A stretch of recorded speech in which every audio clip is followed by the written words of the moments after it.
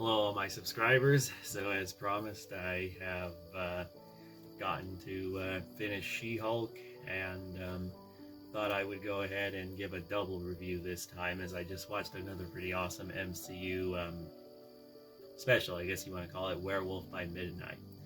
Anyway, and it also relates to the last MCU movie I reviewed, which was Doctor Strange in the Multiverse of Madness, and you'll see why here in a few minutes. I guess I'll go ahead and cover Werewolf by Midnight here real quick, because it's going to be shorter for what I got to say, because She-Hulk is 9 episodes, so like WandaVision, there's definitely a lot to cover, so let's get right on into it. So my review of Werewolf by Midnight and She-Hulk Attorney at Law.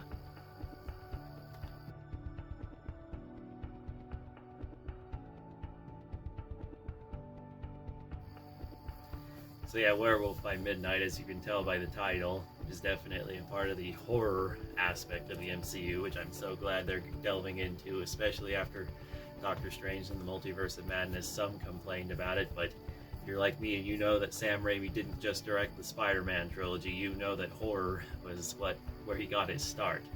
And he did a hell of a job with the Evil Dead trilogy, and Darkman is technically a horror film too. It's horror and superhero, and that movie's fucking amazing too.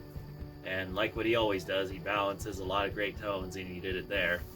And gotta say with this one there, though, definitely not a lot of comedy. Then again, Doctor Strange in the Multiverse of Madness, there were very few jokes, and this definitely did not feel like a traditional MCU show or movie, and very much like the Dark Doctor Strange episode in What If. It was very much like that, where you're watching it, it's like, dang, it's like another freaking... someone outside of Marvel came in and directed this, and you can tell, but in a really good way. Not to mention the 35mm film. It's actually the composer of Doctor Strange and the Spider-Man MCU trilogy who directed this. He made his directorial debut, Michael Giacchino, and as a composer for a while I used to think that he was very hit or miss. He could be really good or really bad, but on this one he really showed with his directing and with the music too, that it is just absolutely wonderful. And I also like the little music for the Marvel special presentation, little intro it gives, kind of like with Robot Chicken, which maybe one of these days I might review because I just watched the whole series. Anyway, yeah, it was real nice, and guess let's go ahead and get on into the characters. So let's just say the biggest highlight was definitely Werewolf by Midnight, and also his love interest, and also Man-Thing.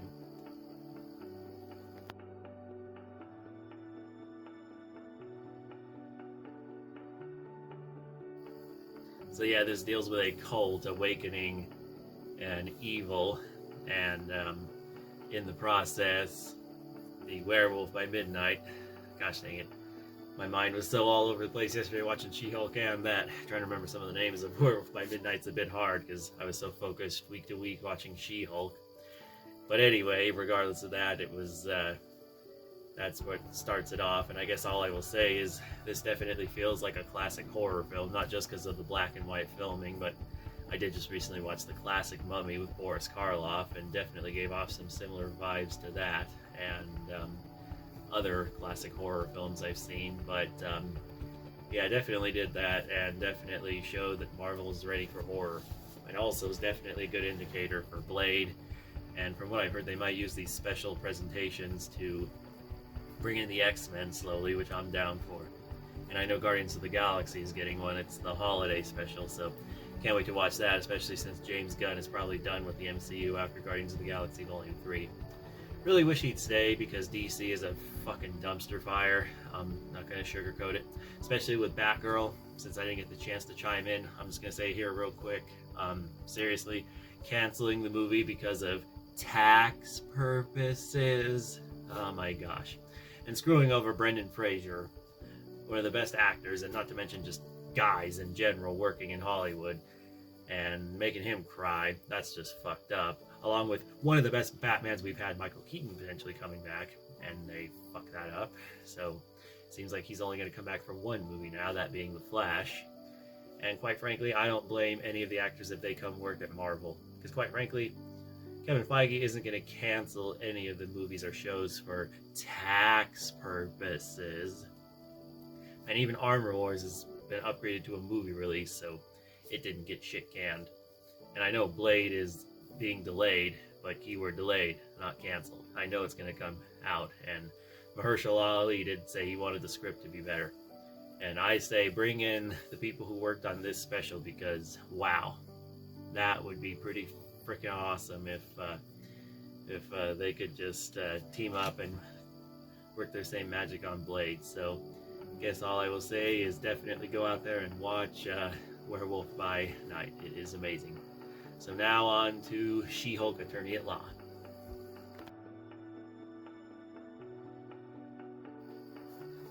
So the show introduces Jen Walters, the cousin to Bruce Banner, She-Hulk, as the title says, and definitely a character who I've always loved over the years, though to differing levels, and I'll say I guess it was just more of like, oh, Girl Hulk. Initially, that was my initial session, but then I read the Dan Slott and John Byrne, which this show heavily adapts in terms of the humor and just about everything, which was a damn good decision. There's even references to both John Byrne and Dan Slott. I'm going to say right now this is going to be spoilers, because I can't talk about this show without spoiling shit, because it was just that great of a show.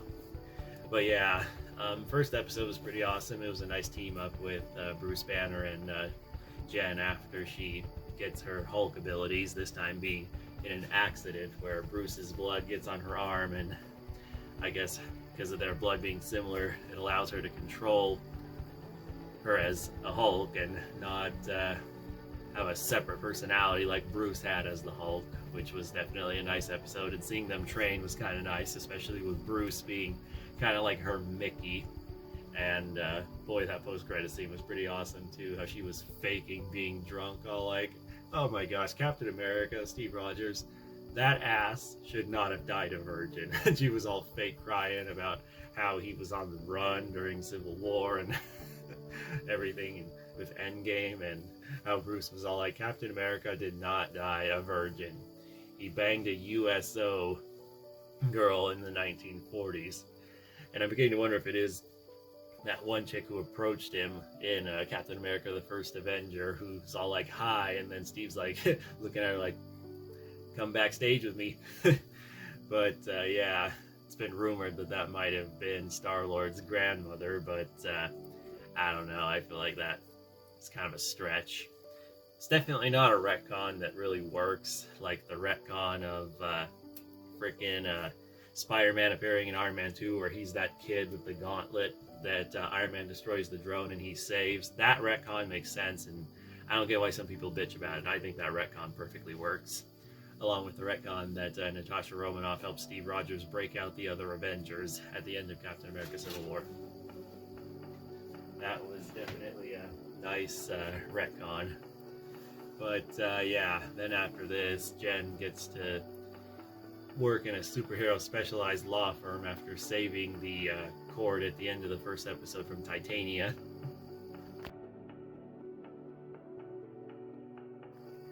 Who is her nemesis in the comics, and it's kind of a joke nemesis, because she always shows up just as a gnat that just comes to annoy her, and then Jen has to push her away. And let's just say when they fight again near the end of the episodes, it is just awesome and hilarious all at once.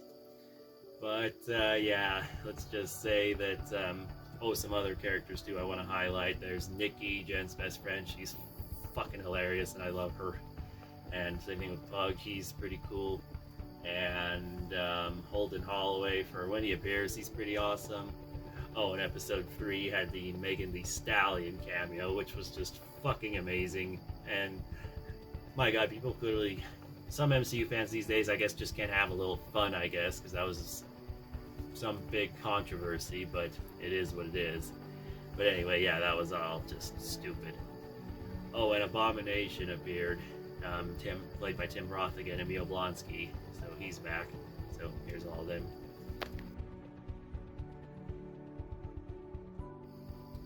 Gotta say, the direction they took Blonsky in was pretty cool too. It was definitely nice to see him, and how you have the angle of if his reform is for real or not. Oh, and Wong is also in the show too, because it addresses their appearance in in Shang-Chi and the Legend of the Ten Rings. So that gets addressed and connected too. So, and it was real nice how that was connected as well. And let's see, after that, I guess just some more noticeable episodes too I liked, and things I liked about the show. I did like how the writing of this show was kind of a bit like the classic Spider-Man movies, and even some of the MCU ones, where the appeal is the lead character balancing their superhero life and their private life. Except Jen's more like Tony Stark, because the public knows she's She-Hulk. It's not a secret like Spider-Man, so she is a public figure, so is having to deal with that. So yeah. And the wedding episode was just great, and Josh, I'm gonna say this right now, that guy was a fucking dick. But I will say some of what happened due to the finale might have been changed a little, but it was still awesome and hilarious, and Josh is still fucked up nonetheless. But anyway, Titania goes to a wedding with frickin' from Jen's friend, and she knocks her down after she's drunk, because I guess when Jen is She-Hulk, she can drink as much as she wants and never get drunk. But when she's Jen, like, everything she drank just hits her like a fucking train. Boy, that would suck. Can kind of relate to when I was in Georgia and got real drunk at this bar near the beach. And fitting too, because Jen was on a beach in the pilot episode. Anyway, frickin' almost forgot to. Titania tried to trademark the She-Hulk name, and Jen had to use her dating app experiences where she had no matches when she was Jen, but just about every second she had a match when she was She-Hulk, and went on a lot of dates with a doctor and many others, and had to use their cooperation to win the court case, which was pretty funny. And I guess after that, all I got left to talk about are the final 3 episodes, which is kind of like with Rick and Morty. I guess the last 3 episodes are when the shit goes down, and that is when it gets real. But anyway, one character I almost forgot, Madison. She is absolutely hilarious, and love her gimmick of spoiling TV shows for Wong because he's watching The Sopranos, and he's all like, Madison, no. I'm going to say that from now on. If anyone spoils any of these MCU shows for me, that's for sure, is don't be a Madison. Anyway, here's Madison.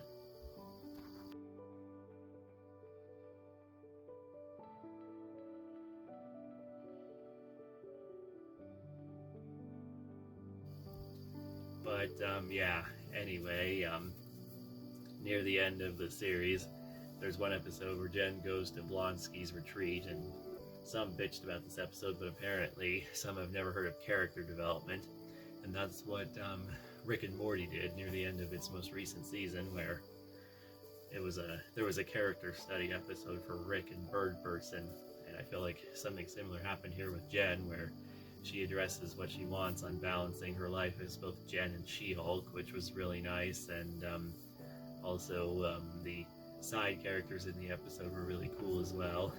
And I guess we'll go ahead and get on to the one that was the big spoiler, that being Daredevil, who in this series had his costumes created by a costume designer who created Jen's for She-Hulk, Luke Jacobson.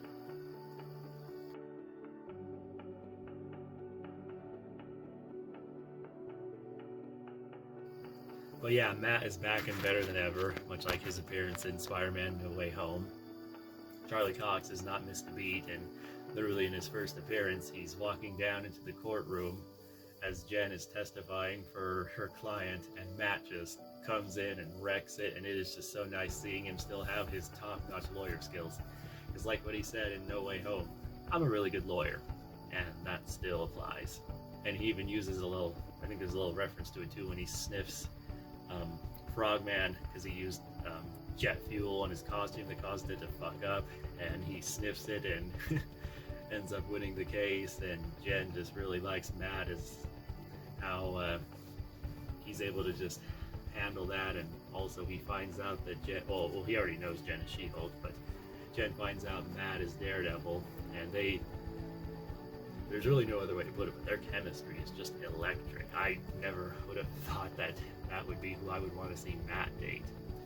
So yeah, And those complaining saying Matt's a dick because he was dating Karen, Daredevil Season 3 never officially acknowledged that they got back together. So the door is still open.